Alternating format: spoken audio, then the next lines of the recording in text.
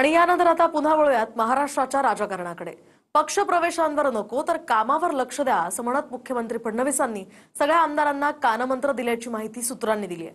सध्या पालिका निवडणुकांच्या तोंडावर मोठ्या प्रमाणात इन्कमिंग सुरू आहे आणि अशातच स्थानिक विरोध सुद्धा यामध्ये पाहायला मिळत होता। त्यानंतर फडणवीसांनी हा कानमंत्र दिल्याचं बोललं जात आहे। पाहूया। याला त्याला घेऊ नका अशी भूमिका नको असा कानमंत्र मुख्यमंत्री फडणवीसांनी आमदारांना दिलाय। बुधवारी वर्षा बंगल्यावर झालेल्या स्नेहभोजनाच्या कार्यक्रमात मुख्यमंत्र्यांनी आमदारांना मार्गदर्शन केलं। भाजपमध्ये बाहेरच्या पक्षातील लोक मोठ्या प्रमाणात येत आहेत। पक्ष मजबूत होण्याच्या दृष्टीने त्याचा फायदाच होणार आहे। त्याचा विरोध करण्याची भूमिका घेऊ नका। मतदारसंघासाठी तुमचा आणि पक्ष संघटनेचा शब्दच अंतिम असेल।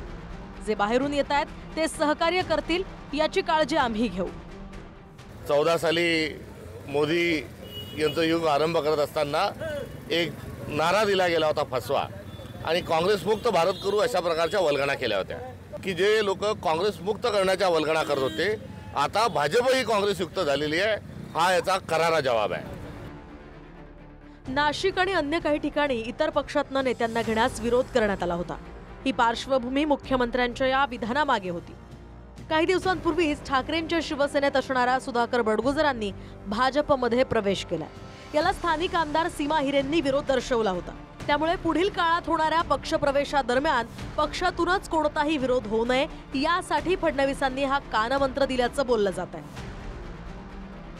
नाशिक पालिका आणि स्थानिक स्वराज्य संस्थांच्या निवडणुकीसाठी भाजपनं जोरदार मोर्चे बांधणी केली आहे। यासाठी सुनील बागुल आणि मामा राजवाडेंचा भाजप प्रवेश होणार होता। त्याआधीच राऊतांनी केलेल्या ट्विट नंतर दोघांच्या भाजप प्रवेशाला ब्रेक लागल्याचं बोललं जात आहे। नाशिकमध्ये शिवसेना पदाधिकाऱ्यांवर आधी खोटे गुन्हे दाखल केले। हे सर्व पदाधिकारी अटकपूर्व जामिनासाठी न्यायालयात गेले। पोलीस अटक करतील म्हणून हे सगळे जण फरार झाले। क्लायमॅक्स असा की हे सगळे फरार म्हणजेच भाजपसाठी गुन्हेगार असणारे आज भाजपात प्रवेश करतात। जमवाजमव म्हणजे पार्टीनं महाराष्ट्राची वाट लावली आहे। सत्ता, पैसा, दहशत, दुसरं काहीही नाही। भारतीय जनता पक्षाची गंमतच आहे। भारतीय जनता पक्ष उद्या दाऊद इब्राहिमला सुद्धा घेऊ शकतो त्यांच्या पक्षामध्ये अशा पद्धतीनं। राजवाड्यांना त्यांनी 4 दिवसापूर्वी त्यांना महानगर प्रमुख केलं आणि त्याच महानगर प्रमुख आता भारतीय जनता पार्टीच्या वाटेवरती आहेत। तर मला सांगा तुम्ही की 3 महानगर प्रमुख 1 महिन्यामध्ये ज्या पक्षाचे त्यांना सोडून भारतीय जनता पार्टीमध्ये जर प्रवेश करत असतील तर त्या पक्षाची त्यांच्या कार्यकर्त्यामध्ये त्यांच्या शिवसैनिकामध्ये राहिलेली विश्वासार्हता ही संजय राऊत साहेबांनी तपासावी।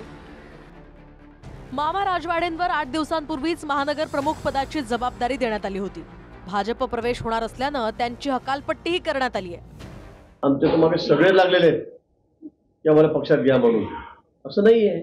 आम्ही तुम्ही किती अध्यक्ष करणार महिनाभरामध्ये का तुम्ही दर 4 दिवसांना 1 आठवड्यातून 2 आम्हाला समजा ती कुठली पार्टी चाललेली यांची।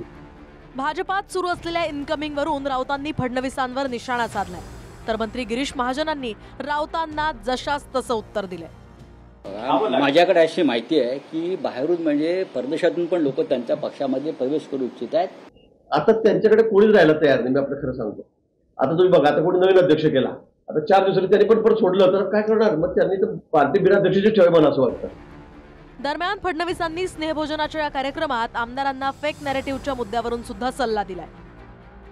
सूत्रांच्या माहितीनुसार फेक नॅरेटिव्ह आधीच सरकारच्या बाजूने नॅरेटिव्ह करण्याचा फडणवीसांनी कानमंत्र दिल्याचं सूत्रांनी सांगितलंय। विरोधकांच्या फेक नॅरेटिव्ह तयार करायच्या आधीच सरकारच्या आणि पक्षाच्या बाजूने नॅरेटिव्ह आपल्याला तयार करता आले पाहिजेत असे मुख्यमंत्री म्हणाले। विकासाची कामं करताना मतदारसंघाचे कशात भले आहे त्याचाही विचार करूनच कामं केली पाहिजेत।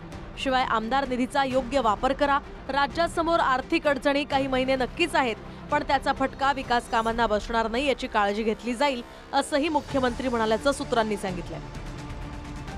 सुनील बागुल आणि मामा राजवाडेंचा पक्षप्रवेश पुढील आठवड्यात होणार आहे। त्यामुळे एका ठिकाणी पक्षप्रवेशांचा सपाटा आणि नाशिकमध्ये ठाकरेंच्या शिवसेनेला खिंडार असंच चित्र पाहायला मिळतंय।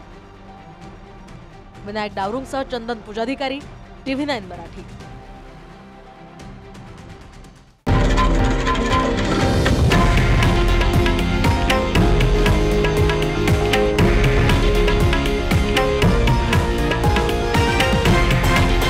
हे आहे देशातील नंबर 1 न्यूज नेटवर्क आणि आपण पाहत आहात TV9 मराठी, एकमेव.